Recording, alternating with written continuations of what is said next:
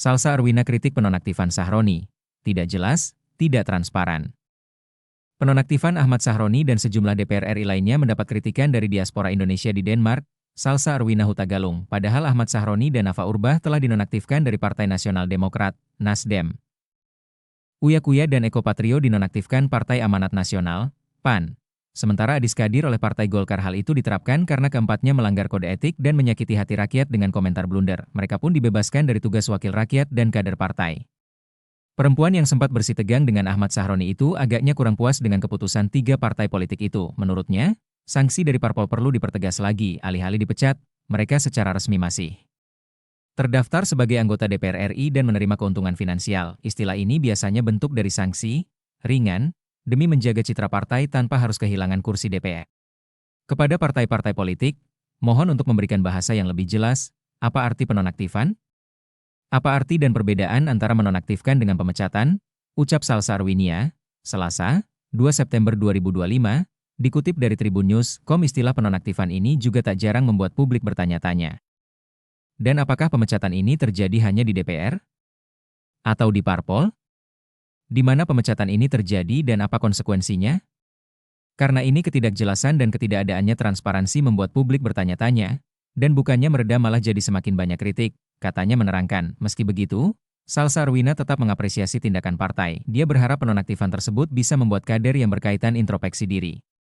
Saya rasa ini akan menjadi pelajaran yang sangat besar kepada semua anggota parlemen untuk tidak lagi menggunakan status dan jabatan yang mereka punya untuk bertindak petantang-petenteng, bertindak arogan terhadap rakyat, kata Salsa. Gelombang protes berlangsung di sejumlah daerah Indonesia gegara para wakil rakyat tersebut. Komentar dan perilaku mereka dinilai insensitif terhadap kesulitan ekonomi rakyat. Presiden Prabowo turun tangan untuk meredam amarah rakyat. Dia berjanji akan membatalkan tunjangan DPR RI serta moratorium kunjungan ke luar negeri.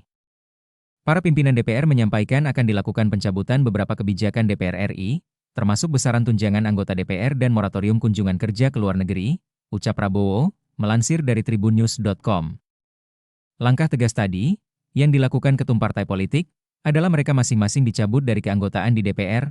Lanjutnya, dalam KBBI, moratorium adalah penangguhan pembayaran utang didasarkan pada undang-undang agar dapat mencegah krisis keuangan yang semakin hebat. 2. Penundaan, penangguhan. Tak hanya itu, sejumlah anggota DPR RI akan dinonaktifkan, yaitu Ahmad Sahroni, Nafa Urbach, Uya Kuya, Eko Patrio, dan Adis Kadir. Berbeda dengan Prabowo yang hanya membatalkan kenaikan tunjangan. Anggota DPR RI Komisi 9 Rieke Diah Pitaloka malah minta gaji anggota dewan juga dipotong. Dia menyetujui ide potongan gaji dan tunjangan yang sempat disuarakan para demonstran. Silakan, kalau buat saya mau dikurangi semua juga gak masalah. Terserah saja, ujar Rieke di Karet Bifak pada Jumat, 29 Agustus 2025, melansir dari Tribunnews.com. Ia juga mengucapkan terima kasih kepada seluruh rakyat Indonesia atas kritikan yang diberikan. Anggota DPR Komisi 9 yang mengurusi bidang kesehatan, ketenagakerjaan hingga jaminan sosial ini berharap kritikan tersebut tidak berhenti agar ada perbaikan dan kebijakan yang lebih baik, termasuk payung hukum bagi pengemudi ojek online, ojol. Terima kasih untuk kritik seluruh rakyat Indonesia dan juga jangan berhenti mengkritik kami supaya ada perbaikan, ujar Rieke.